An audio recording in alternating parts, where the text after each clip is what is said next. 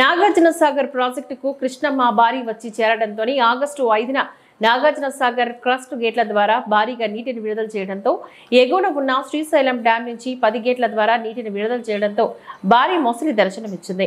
మంగళవారం డ్యాం భద్రతా అధికారులు తెలిపిన వివరాల ప్రకారం నాగార్జున సాగర్ ప్రాజెక్టు టనల్ వద్దకు వరద నీటితోనే ఈ భారీ మొసలి ప్రాజెక్టులోకి వచ్చిందని అన్నారు.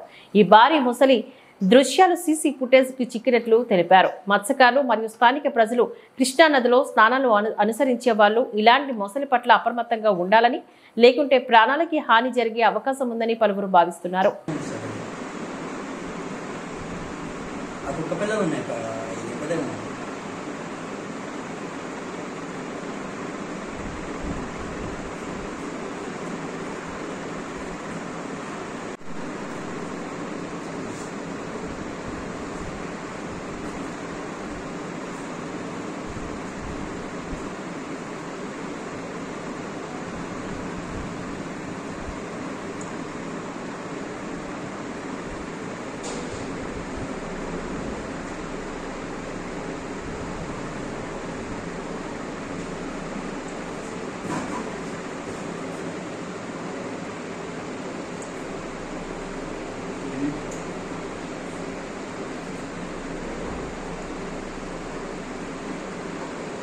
వేగొస్తున్నది.